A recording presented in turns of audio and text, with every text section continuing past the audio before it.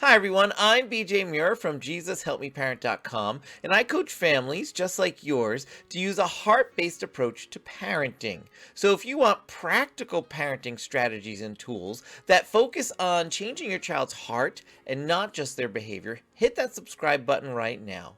In today's video, I'm going to be taking you through another one of the tools that you can find in this resource that you can download by clicking on the link in the description down below. It's a resource all about how to help your child manage emotions like anger and other big emotions that are tricky to manage, whether you're a kid or an adult.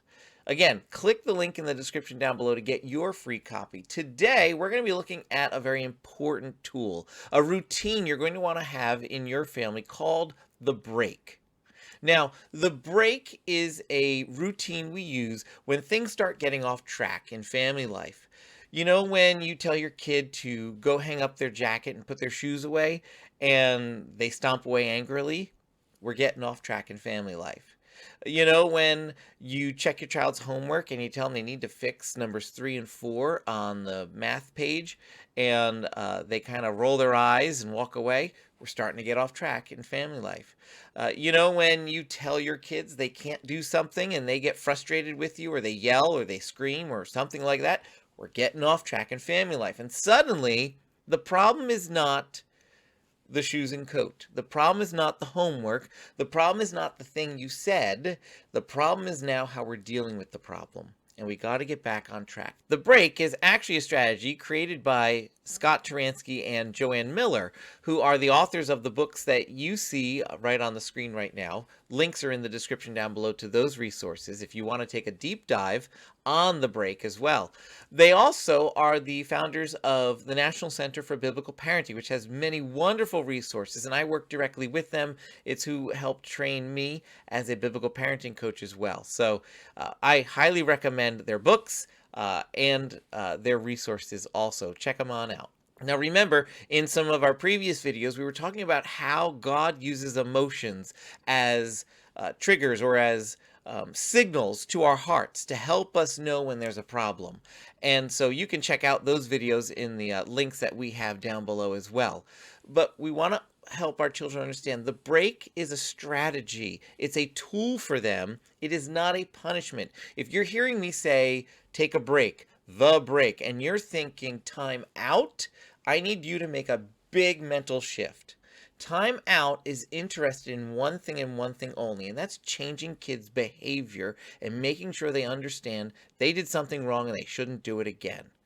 That's the focus of timeout. Timeout is not interested ultimately in changing the heart. There's no elements to that to help change the heart. The break is different. The break is not punitive. It is not a consequence. It is a strategy.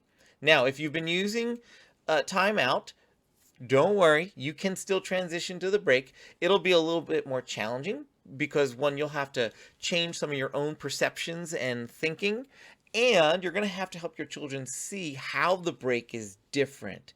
So there may be some resistance at first, but I've seen plenty of families overcome that barrier and do just fine with using the break as well. So you might be saying, all right, well, when do I use this break that you're talking about? A couple of different times. I kind of gave you some illustrations there. But first, when you've tried a redo, and if you don't know what a redo is, you want to click on the link in the description to our video about the redo, because the redo is going to save you from having to use the break a whole bunch. It's going to save you from having to use a lot of consequences if you just start with a redo. But when a redo doesn't work, it's time for a break. When we start seeing emotions rise up in our kid that are a bit uncontrollable, the break might be a good strategy at that point. When we see our children needing to really rethink what they're doing, what they're saying, that's a time where they need to take a break. When we start getting off track and we just need to kind of hit the pause button in family life, that's a time for a break. So that's when you use a break, and that's what a break is. You might be saying, okay, where does a break happen? Breaks can happen anywhere. You don't have, a lot of people who are coming from the time out world have a little chair that they have over in the one spot of the house, or at the bottom step or something like that is the spot, right? And you don't need to have a spot. You can do a break anywhere. If you're outside in the backyard, there's no need to walk into the house and find that break spot. It could be underneath the tree right over there. It could be on the bottom step. It could be on the couch over there. It could be on the floor right here. Wherever you are, your grandma's house. You're not going to back home to do this, right? It's going to be right over here. Uh, the only thing that we recommend you don't do is you don't want to send your child to his or her room, because there's no accountability there. They are far removed from family life. They're just too far away to really realize, hey, I'm in a break. I got to deal with this problem. And I need to wrestle with what's going on inside my heart and calm down and figure out what I did that was wrong, why it was wrong, and what am I going to do next time so I can get back into family life. Going to a bedroom is often not a place of accountability. So you want to find a place that your child can still kind of notice that, hey, family life is continuing without me and I want to get back in there. Um, but a place that's still quiet enough and has a little bit of privacy that they can actually process things too. If you haven't done so already or haven't made a plan to, make sure you click on that link in the description box down below to get your free downloadable copy of Helping Your Kid with Anger and Other Big Feelings. It's a great tool. It's got lots of strategies in there, including a lot more details and description about the break, including how to use it, and including this wonderful, I kind of call it a cheat sheet for your kid and for you as well. So how do we do the break? Well, let's say your kid is frustrated because their sibling has a toy they want. Or maybe you told your child to do something and they're not doing it, and you gave them a chance to redo, but they're not going. That's when you might tell your kid, you know what, you need to stop, find a spot right here, have a seat, settle your heart, settle down, change your heart, and come back to me when you're ready. Your kid is then going to actually sit down, calm down, settle their heart, and come back to you when they're ready to answer 3 questions. They're the same 3 questions every single time. What did I do that was wrong? Why is it wrong? What am I going to do next time? What did you do that was wrong? Your kid needs to be able to say this. Now, if they come back to you and say, I don't know what I did that was wrong, tell them you were fighting with your brother over that toy. But then make them say it. What did you do that was wrong? They need to say it. This is part of confession. But your kid's going to get really good at saying this right away. This will be the first question they get right. And what did you do that was wrong? They know that. The second question, why is it wrong, is a little bit more challenging, but also important. We want your child to start understanding that when they do something wrong, there's a biblical principle that they're violating as well. 90% of the time, what they did was wrong is either disobedient or disrespectful. Like 9 times out of 10, seriously, they're going to give one of those 2 answers. So if they struggle again with this one, you can just ask them, was it disrespectful or disobedient? That way you're kind of helping them through that process. Then the third question, what are you going to do next time? This is where we truly make a plan for change. And this will be challenging for your child at first, but again, your child will be getting better at this. The answer, not do it, is not a plan.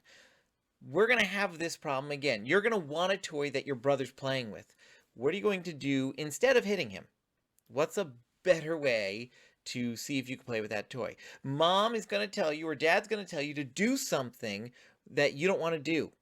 What are you going to do the next time mom or dad say that, instead of stomping around and moping about it? Let's make a plan now. Once your child makes a plan, once you and your child come up with an idea of what they can try next time, practice it real quick. This whole interaction is only going to take about a minute or 2, but practice it real quick. Okay, let's pretend I'm your brother. Okay, we said you're going to ask for it nicely. Okay, let's see how you do that. Okay, let's go. You go ahead. Pretend I'm your brother. Ask me for the toy. And coach them right there. Maybe they don't make eye contact. Make sure they make eye contact. Maybe they didn't say please. Make sure they say please. Maybe they do a great job. You're going to take great job. I love how you did that. And then once you have a plan, you're going to say, okay, go try again. It's important to end off with, all right, go try again, giving them a hug, giving them a high five, but letting them know it's over, it's done.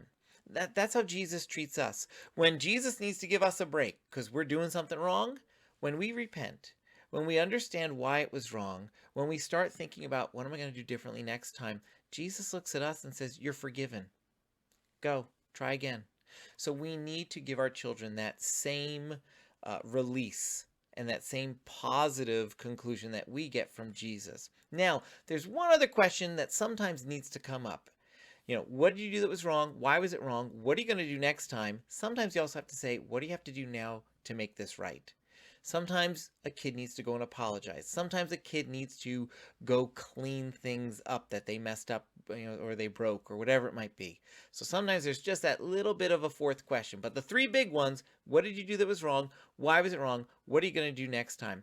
If you want more details on this and a couple of printouts on the break, as well as several other tools, go get that downloadable right now in the link in the description. The break is not an easy strategy to implement in family life, but it is well worth it. I have seen huge changes in the hearts of children and parents when they've implemented the break well. Stick with it. The break is worth it because your kids are worth it too. Thanks for watching this video, and I'll see you next time. Bye, everyone.